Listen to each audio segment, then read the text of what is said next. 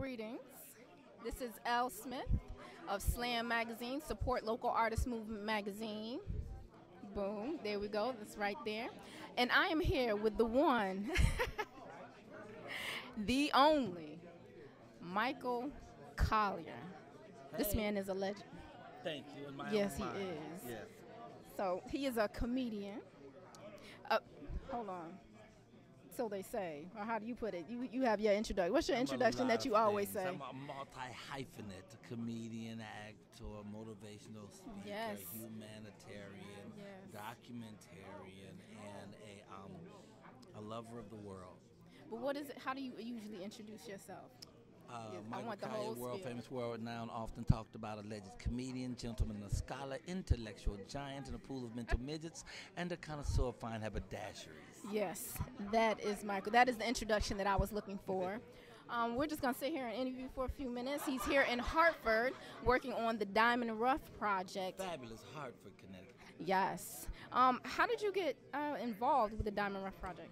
Well, the gentleman who put it all together, the wonderful Mr. Joe Young, who I find now is talented in more ways than I imagined, doing animation and writing as well as producing, directing, and becoming a great filmmaker and a great community man. He helps people in so many ways in his community, and I found this out over the last few days since I've been here. But he reached out to me and asked me would I come on and do a part in his new movie, and of course I dodged him for a while because people always sending me stuff.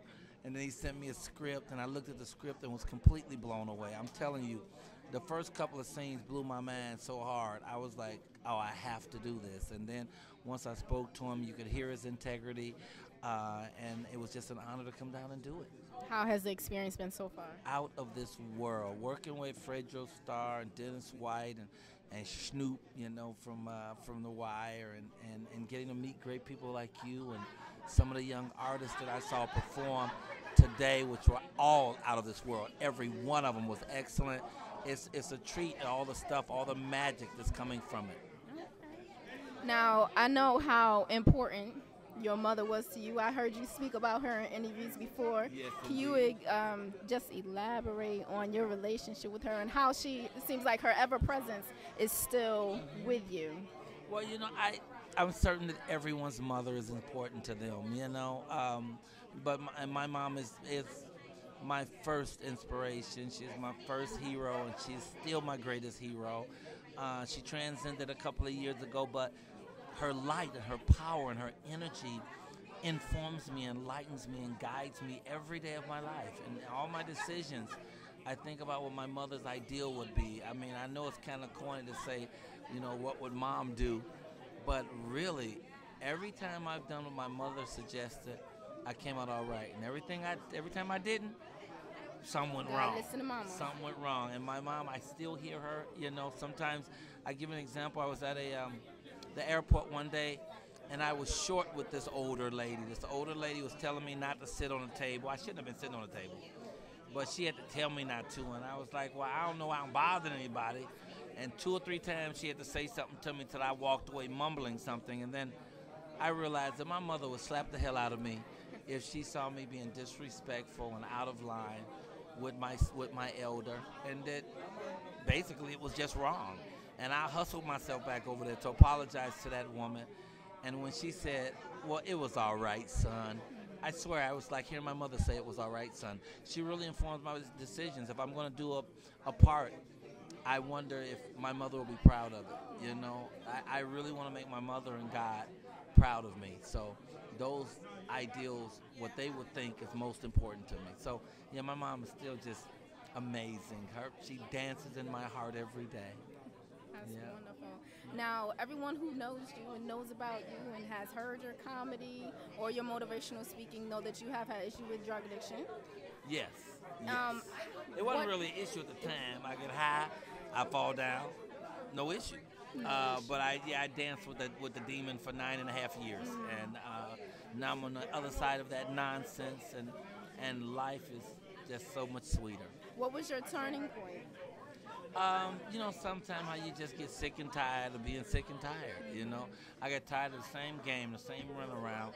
I can't tell you how much money I wasted, how much time I wasted, how many brain cells I wasted, how many opportunities I wasted. So many artists have moved on down the lane because they was focused and on their projects, and I was dancing with BS, and I was holding myself up. A lot of times we forget that the main thing that stands between us and our highest goals is usually ourselves. And if we can just learn to get out of our own way, our life becomes just such a sweeter thing. And it was me. I was, a lot of people don't want to come to that realization that the only real problem in their lives usually is them. Once we get past the fact that it was us the whole time, it wasn't your mama, it wasn't your uncle, it wasn't the neighbor that molested you, it wasn't your neighborhood or your school, it was you. It was you the whole time. And once you realize it's you and get a hold of yourself, then you can change all the things, because you are your magic wand. Your word is your wand. Your connectedness to spirit is your doorway to everything you want, You recently added motivational speaking. Yep, to I your love that. repertoire. Well, and I was actually watching a video of you at it was a drug addiction recovery graduation or some sort. I watched Oh, it. wow, It was a you while saw ago. that? Yes, I did. Oh, yeah. And you have an amazing way of incorporating inspiration with comedy. Yay. And helping people to get over humps and laugh at themselves and out of something that... Excuse me. We're doing an interview. I'm sorry. So go ahead. What were you saying? I said you have an amazing way of incorporating inspiration with your comedy. Okay, right. And my comedy is actually, my motivation is actually called Michael Goes Motivational. And what I try to do is do motivational speaking from a comedic point of view, because I feel like if you can get people to relax and open up if you're funny. And once you get them to open up and let their guards down, then you can slide information in a lot easier. If you come to people too serious, they seem to shut down their senses, and so they don't really hear you. Oh, you were Buford.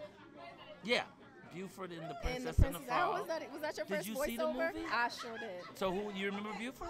I don't remember Buford. Buford was the bald-headed cook who was in a restaurant who said, "Oh yeah, you're gonna get your own restaurant, and I'm gonna win the Kentucky Derby." And I started smacking my hand with the spatula and galloping around. Yes, I do remember. And he was actually a small character, but still kind of central, in that he was one of the people who tried to hold her from going forward.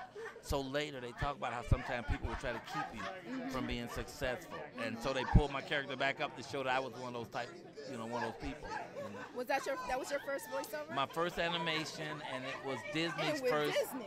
Yeah, Disney's first black animated feature film, and I had the opportunity to be in it with the best that there is. And then now I've done a couple of episodes of the Cleveland Show, and that's amazing, because the guy who's the producer of the Cleveland Show and the creator of it, which is a animated cartoon, a black animated cartoon actually on the Fox network, is Mike Henry, and I taught Mike Henry comedy at UCLA 15 years ago.